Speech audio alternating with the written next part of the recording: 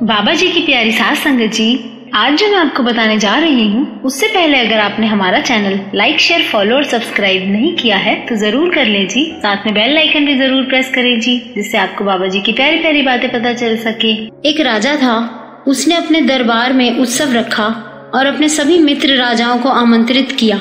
राजा ने अपने गुरु को भी बुलाया। उत्सव को रोचक बनाने के लिए वहाँ की प्रसिद्ध नर्तकी को भी बुलाया गया। पूरी रात उत्सव चलता रहा और नृत्य भी चलता रहा। क्योंकि उत्सव काफी देर तक चलता रहा तो नर्तकी के तबला वादक को नींद आने लगी। अचानक से नर्तकी की उस पर नजर पड़ी और वो घबरा गई कि अगर नृत्य रुका तो कहीं राजा को गुस्सा न आ जाए और वो सजा दे देगा। तो तबला वादक को जगाने के लिए नर्तकी ने दोहा पढ़ा। ये ऐसा दोहा है जिसे सुनकर आप भी हैरान हो जाएंगे कि इस दोहे ने किस किस की जिंदगी खराब होने से बचा ली। दोहा ये है, बहु बीती थोड़ी रही, पल पल गई बिताए, एक पल के कारणे न कलंक लग जाए। नर्तकी के मुंह से इस दोहे को सुनकर वहाँ पर आए लोगों ने अलग अलग तरह से उस दोहे का मतलब निकाला। जो तबले वाला था वो सतर्क हो गया और उसकी नींद खुल गई। जब ये दोहा राजा के गुरु ने सुना तो अपनी सारी मोहरें नर्तकी को दे दी, और जब यही दोहा राजा की बेटी ने सुना तो नौलखा हार नर्तकी को भेंट कर दिया। राजा के बेटे युवराज ने भी अपना मुकुट उतारकर नर्तकी को समर्पित कर दिया। ये सब देखकर राजा इतना हैरान हुआ कि एक साधारण सी नर्तकी को सबने इतना कीमती उपहार कैसे दे दिया। इस दोहे में ऐसा क्या है? यह सोचकर राजा ने सिंहासन से उठकर नर्तकी से पूछा कि इस दोहे में ऐसा क्या है जो तुमने सबका कीमती सामान उनसे निकलवा लिया।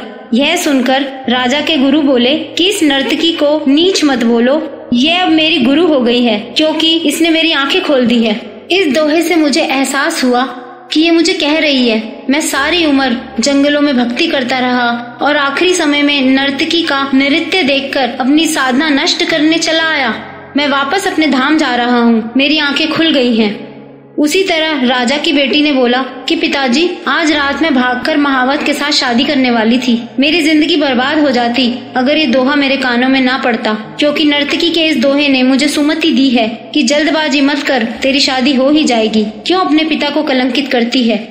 इसी तरह युवराज ने भी पिता से कहा कि पिताजी, आप वृद्ध हो गए परंतु आप मुझे राज सिंहासन नहीं दे रहे थे, तो आज मैं आपकी हत्या करवाने का षड्यंत्र रच रहा था, परंतु इस दोहे ने मेरी आंखें खोल दी।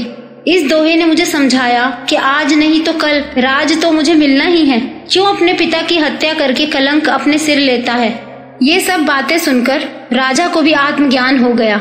राजा ने तुरंत फैसला लिया, क्यों न अभी युवराज का राज तिलक कर दूं, और अपनी पुत्री को कहा, पुत्री, दरबार में एक से एक राजकुमार आए हुए हैं, तुम अपनी इच्छा से किसी भी राजकुमार के गले में वरमाला डालकर पति रूप में चुन सकती हो।